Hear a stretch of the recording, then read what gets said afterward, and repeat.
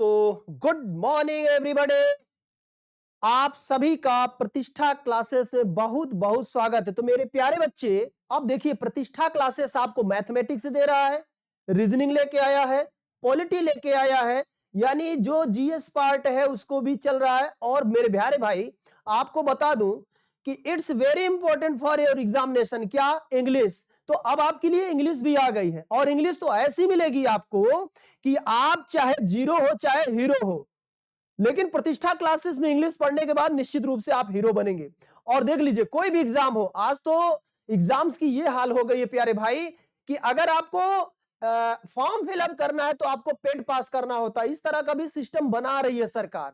और आने वाले फ्यूचर में भी सरकार जो है ना, कॉम्पिटिटरों को कम करने के लिए, छांटने के लिए, इंग्लिश उनके पास एक ऐसा शब्द वेदी बाण है, एक ऐसा न्यूक्लियर बम है कि वो चला देंगे ना तो 80% स्टूडेंट वैसे ही बाहर हो जाएंगे। तो मैं तो ये कह रहा हूं कि अगर आप समझदार हो प्यारे भाई, तो आज से आप इंग्लिश शुरू कर दो और हमारे चैनल को लाइक और सब्सक्राइब करो। फ्री में क्लासेस आपको मिलेगी। देखिए, हम इंग्लिश में आर्टिकल हमने आपको शुरू किया था। आज मैं आर्टिकल पर आपसे प्रैक्टिस करवाऊंगा कि आर्टिकल में एरर कैसे बनते हैं, यानी गलतियां कहां होती हैं। ठीक है ना? दूसरी बात कि इंग्लिश जब आप पढ़ने जा रहे हैं तो आपको इस प्लेटफॉर्म पर मिलेगा क्या कि कॉम्प्रीहेंशन आप कैसे हल करते हो। अब कॉम्प्रीहेंशन की मैं बात करूं, जिसको आप पैसे समझते हो माय डियर, तो वो चाहे वनडे एग्जाम हो या फिर सिविल का सी सेट हो एकदम, या फिर छोटी क्लासेस हो, हाई स्कूल इंटर के बच्चों का भी देखिए आप, तो पूरा कॉम्प्रीहेंशन यानी पैसे से पूरा भरा पड़ा हुआ है। तो मैं ऐसे ऐसे ट्रिक आपको लेकर के आऊंगा, ऐसी ऐसी तरीके आपको बताऊंगा कि कैसे आप इंग्लिश में अपने आप को बेहतर इंप्रूव कर पाओगे। ठीक है ना?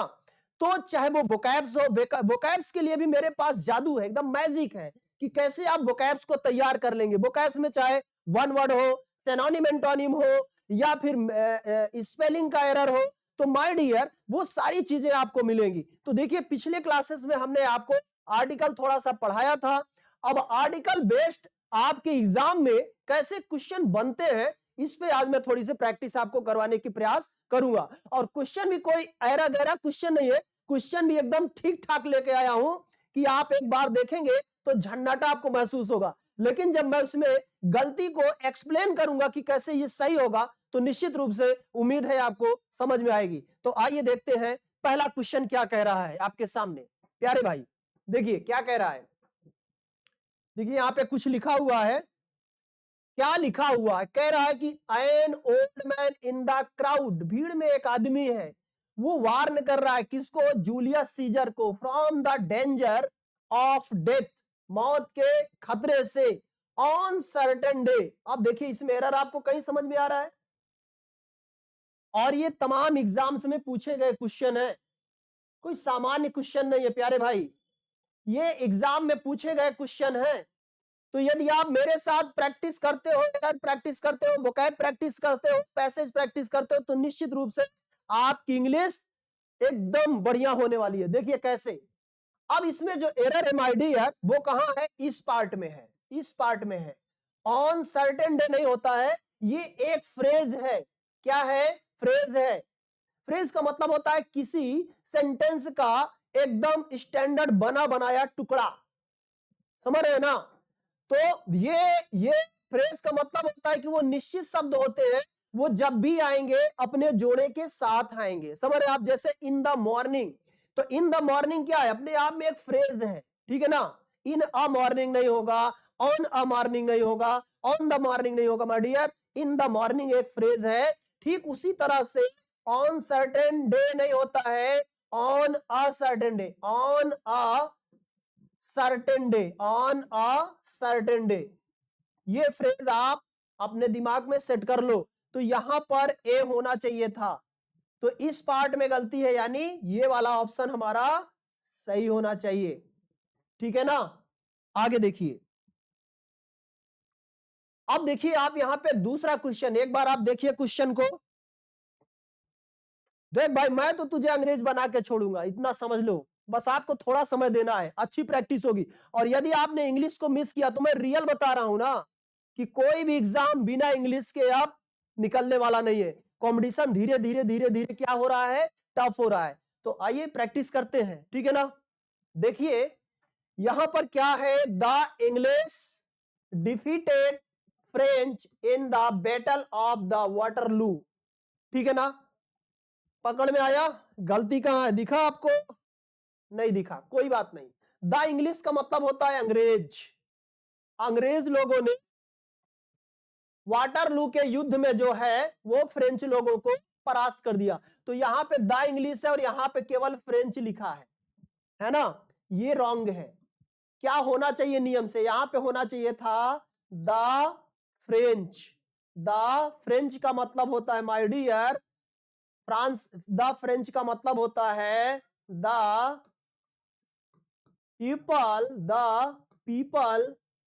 Of France, the people of France, the people of France. तो यहां पे क्या होना चाहिए था, द फ्रेंच होना चाहिए। जैसे यहां पर द इंग्लिश है तो अंग्रेज लोग हो गया, इंग्लिश एक भाषा है और द लगा दिए तो हो गया अंग्रेज, यानी नाउन बन गया। ठीक है ना, और यहां पे क्या है माय डियर, फ्रेंच है ना, क्या है, फ्रेंच है। तो फ्रेंच एक लैंग्वेज है, लेकिन इसमें जैसे ही हम दा लगा देंगे तो ये क्या बन जाएगा, एक नाउन बन जाएगा माय डियर। कैसा नाउन, कि जैसे यहां पर द इंग्लिश तो यहां भी होना चाहिए था द फ्रेंच। समझ रहे बात को, क्या होना चाहिए था, द फ्रेंच। तो इस पार्ट में गलती है माय डियर। आगे देखिए, तीसरा क्वेश्चन कह रहा है कि mister Mohan lived in the 300 year old house in Patna. देखिए इसमें गलती कहां हुई है, मिस्टर मोहन लिव्ड ये सही है, इन द 300 ईयर, ये दा नहीं होना चाहिए यहां पे, in the 300 year old house, है ना। तो ये दा का यूज कर रहा है किसके लिए, हाउस के लिए कर रहा है, तो ये सीधा रॉन्ग है माय डियर। यहां पे होना चाहिए इन अ, एक 3 साल पुराने घर में। समझ रहे ना, कैसा, एक 3 साल पुराना घर। मैंने वैसे भी आपको बताया था कि फर्स्ट टाइम जब कॉमन नाउन कभी भी यूज किया जाता है तो उसके पहले ए या एन का यूज किया जाता है। ठीक है ना, डायरेक्ट दा नहीं लगाया जाता है, दा उन्हीं चीजों में लगाया जाता है पहले जो खास चीजें, वो हमने आपको पीछे आर्टिकल वाले में पढ़ाया है। तो यहां पे दा नहीं होगा, इन अ 300 ईयर ओल्ड हाउस, एक 300 साल पुराने घर में कह रहा है ना, 300 ईयर ओल्ड हाउस। ठीक है ना, तो यहां पर क्या होना चाहिए, दा की जगह पर आ होना चाहिए माय डियर। आगे देखिए, चौथा क्या कह रहा है कि never have I listen to such a beautiful music as the piece we hear on radio. On radio नहीं होगा माय डियर, यहां पे होगा on the radio, on the TV. समझ रहे ना, ऑन द रेडियो। ठीक है ना, ये इन्वेंटेड चीज है, इसीलिए इसके पहले यहां पे क्या लगेगा, दा लगेगा। समझ रहे ना, ठीक है। आगे देखिए, question number 5, don't talk to her, उससे बात मत करो, see always remain in temper these days, है ना। कह रहा है कि उससे बात मत करो, आजकल वो बहुत भाव में रह रही, बहुत गुस्से में रह रही है। ठीक है ना, तो यहां पर देखिए आप, त्रुटियां कहां पर, इसमें गलती कहां है, ये है, ये तीसरे पार्ट में क्या है, ये जो इन टेम्पर दिखाई दे रहा है my dear, in a temper. अभी हमने आपको बताया कि फ्रेज एक निश्चित शब्द के साथ जुड़े होते हैं, तो यहां पर इन टेम्पर नहीं होगा, इन टेम्पर कभी भी नहीं होगा। इन अ टेम्पर अपने आप में एक फ्रेज है, एक फ्रेज है माय डियर, क्या है, एक फ्रेज है, इन अ टेम्पर। ठीक है ना, तो यहां पे ये गलती है, तो ये वाला हिस्सा हम इसको फिल कर देंगे। ठीक है ना, आगे देखिए, फिर क्या कह रहा है, माई नेबर, मेरा पड़ोसी, अलॉन्ग विद हिज चिल्ड्रेन, अपने बच्चों के साथ, इज गोइंग। अब ये इज सही है, आपको लग रहा होगा कि इज गलत है, नहीं। अलॉन्ग विद के बाद, अलॉन्ग विद के बाद कोई भी नाउन आ जाए, एक होता है एज वेल एज, तो एज वेल एज से पहले अगर नाउन सिंगुलर है माय डियर, है ना, और एज वेल एज के बाद नाउन क्या है, प्लूरल नाउन है, तो वर्ब आप सोचेंगे क्या होनी चाहिए, सिंगुलर नाउन है, प्लूरल नाउन है, तो वर्ब हमेशा एज वेल एज के पहले, एज वेल एज के पहले जो नाउन है, एज वेल एज से पहले जो नाउन है ना, यदि वो सिंगुलर है तो वर्ब भी क्या होनी चाहिए, सिंगुलर होनी चाहिए। और एज वेल एज के पहले अगर प्लूरल नाउन है माय डियर, तो वर्ब भी क्या होनी चाहिए, प्लूरल वर्ब होनी चाहिए। ठीक उसी तरह से माय डियर यहां पे along with दिया है, तो along with से पहले माय नेबर यानी मेरा पड़ोसी, वर्ब क्या है, सिंगुलर, सॉरी नाउन क्या है, सिंगुलर है। देखिए यहां पे along with से पहले ये जो नाउन है माय डियर वो सिंगुलर नाउन है, ठीक है ना। तो along with के बाद नाउन क्या है, सिंगुलर है, प्लूरल है, उससे कोई फर्क नहीं पड़ता है। क्यों, क्योंकि वर्ब हमेशा along with से पहले जो नाउन आता है उससे एग्री होती है। ठीक उसी तरह जैसे एज वेल एज से पहले जो नाउन होता है उसके अकॉर्डिंग वर्ब यूज होती है।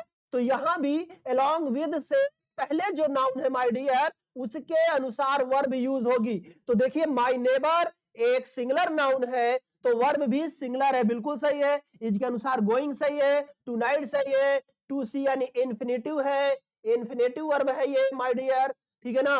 तो ये भी सही है उस हिसाब से। तो गलती कहां हुई, ओ हो सी अ ताजमहल दिया है यहां पे, अ ताजमहल। ओहो, मैंने आपको बताया था कि जितनी भी हिस्टोरिकल बिल्डिंग है, ठीक है ना, चाहे वो ताजमहल हो, कुतुब मीनार हो, लाल किला हो, समझ रहे आप, तो दुनिया भर की जितनी भी हिस्टोरिकल बिल्डिंग है माय डियर उनसे पहले क्या यूज होगा, दा का यूज होता है, दा रेड फोर्ट, दा ताजमहल। तो यहां पर ताजमहल से पहले आ नहीं रहेगा माय डियर, क्या होना चाहिए, दा होना चाहिए। क्या होना चाहिए, दा होना चाहिए। तो उस लिहाज से इस पार्ट में गलती है।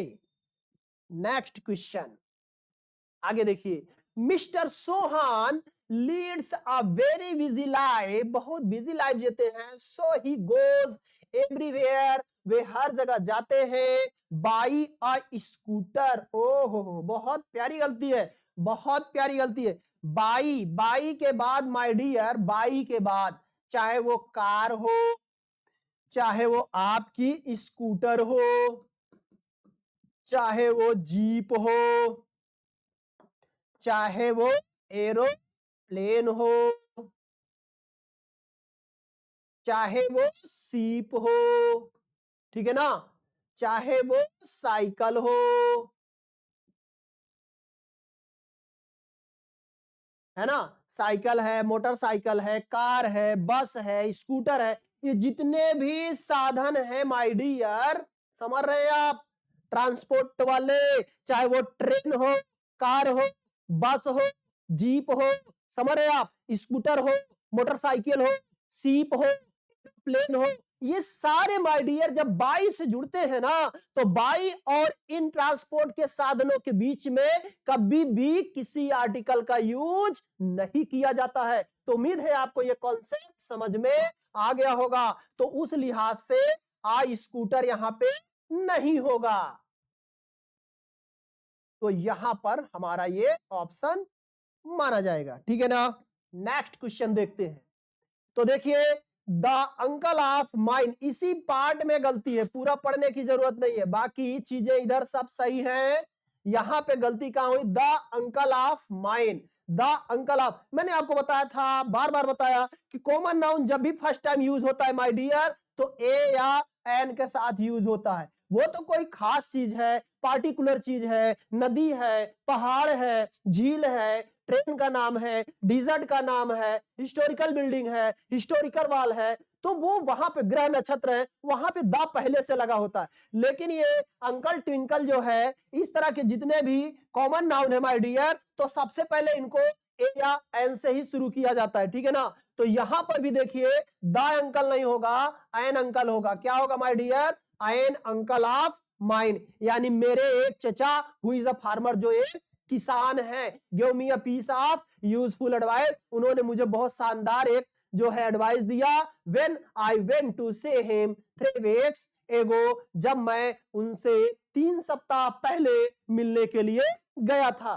तो वो चचा के पहले यहां पर जो चचा है ना, देखो भैया, ये जो चचा है, तो चचा से पहले भैया यहां पर एन लगेगा, दा का यूज नहीं होगा। समझ रहे बात को। नेक्स्ट क्वेश्चन देखिए, यहां पे क्या दिया हुआ है, he does not like this type of a man who does nothing, जिसके पास कुछ नहीं but find out fault in other. He does not like, वह पसंद नहीं करता है दिस टाइप ऑफ मैन, ऐसे लोगों को जिनके पास है तो कुछ नहीं, बस वो दूसरों में गलतियां ढूंढते रहते हैं, है ना। ऐसे लोगों को वह पसंद नहीं करता है।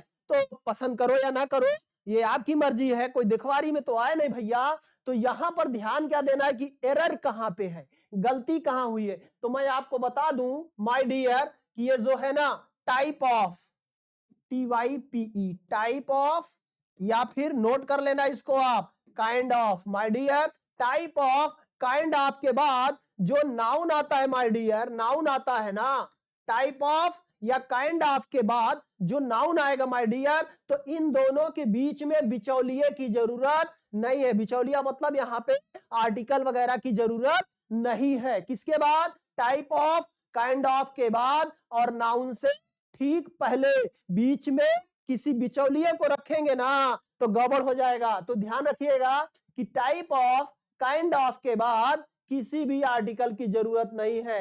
यानी मैन क्या है? एक नाउन है, यहाँ पे टाइप ऑफ है और ये नाउन के बीच में ये जो भैया घुस गए हैं इनकी यहाँ पे कोई जरूरत नहीं है। तो ये ध्यान रखिएगा, ये अपने आप में कॉन्सेप्ट है कि टाइप ऑफ, काइंड ऑफ के बाद कभी भी किसी आर्टिकल की जरूरत नहीं पड़ती है। कहां? नाउन से ठीक पहले। ठीक है ना। नेक्स्ट और आखिरी क्वेश्चन क्या है? A first European sailor came to India, पहला यूरोपियन सेलर जो है वो इंडिया आया इन मॉडर्न टाइम में वाज वास्को डिगामा, यानी वो Vasco da Gama is the first European. क्या? द फर्स्ट होगा माय डियर, वैसे भी ऑर्डिनल है तो इसके पहले क्या लगना चाहिए? दा लगना चाहिए। क्या लगना चाहिए? दा लगना चाहिए। दूसरा कि ये पहला यूरोपियन है जो इंडिया आया, तो उसको वैसे भी खास बना रहा है, पार्टिकुलर बना रहा है। अब मैंने आपसे कहा था कि अगर आप किसी चीज को खास बनाना चाहते हैं तो you have only one thing my dear, that is क्या? Definite article. डेफिनेट आर्टिकल या तो जो चीजें खास है पहले से उनके पहले लगती है, और नहीं लगती है ना तो तू कॉन्सेप्ट भूल जा यार। अगर किसी चीज को तुम खास बनाने जा रहे हो मेरे प्यारे भाई, मेरे प्यारे बच्चे, खास बनाने जा रहे हो ना, तो पूरे अंग्रेजी की दुनिया में, सॉरी पूरे अंग्रेजी की दुनिया में, ये भी बेवफा हो गई, भाग रही, देख रहे हैं आप। तो पूरे अंग्रेजी की दुनिया में, पूरे अंग्रेजी ग्रामर की दुनिया में ओनली वन चीज है, क्या? वो है डेफिनेट आर्टिकल द। अगर आपने द लगा दिया किसी चीज को तो इसका मतलब है आप उसको खास बनाने जा रहे हैं। जैसे मैंने आपको बताया कि देखो यार, जैसे पानी है, अब पानी से पहले दा नहीं लगेगा, ऑयल से पहले दा नहीं लगेगा, लेकिन मैं चाहूं तो लगा दूं अगर मैं उसको खास बनाऊंगा, the oil of Adani's company. लो, अब मैं बैड और गुड नहीं कहूंगा, नहीं तो अडानी नाराज हो जाएगा यार। खैर तुम नाराज ना हो बस। तो देखो यहां पे ध्यान से, यानी कोई चीज खास है तो दा लगेगा, पहले से लगेगा, और यदि आप उसको खास बनाना चाहते हैं तब भी आपको दा लगाना पड़ेगा। तो ये देखो यहां पे कह रहा है ना कि फर्स्ट यूरोपियन, ये तो पहले से ऑर्डिनल है तो ऑर्डिनल से पहले आपको दा लगाना पड़ेगा, ये नियम है। लेकिन दूसरा तरीका क्या है कि पहला है, पहला ऐसा यूरोपियन है जो इंडिया में आया, ठीक है ना। तो वैसे भी ये क्या है? खास है, पार्टिकुलर है, तो यहां पर भी आ नहीं लगाएंगे। क्यों? क्योंकि जैसे ही आप आ का यूज करते माय डियर तो ए और एन क्या करते हैं? इनडिफिनिट होते हैं यार, अनिश्चित होते हैं। जबकि ये क्या है? यूरोपियन क्या है? एक निश्चित घटना है, वास्को डी गामा भारत आया था, समझ रहे हैं। तो ये वैसे भी पार्टिकुलर है, खास है, तो यहां पर इनडिफिनिट नहीं माय डियर, क्या लगेगा? The first European. क्या लगेगा? The first European. तो उस लिहाज से इस पार्ट में गलती है। बस तुम ऐसे ही समय देते रहो तो निश्चित रूप से आपको मिलेगा बेहतरीन इस प्लेटफॉर्म पर, जनरल नॉलेज से लेकर के, मैथ से लेकर के, रीजनिंग से लेकर के, अब आपको नया चैप्टर और जुड़ गया है, क्या? इंग्लिश। तो आप फ्री में एंजॉय करिए। फिर मिलता हूं मैं आपके लिए अच्छे अच्छे क्वेश्चन, अच्छे कॉन्सेप्ट के साथ। तब तक आपके साथ विदाई लेता हूं। Thank you.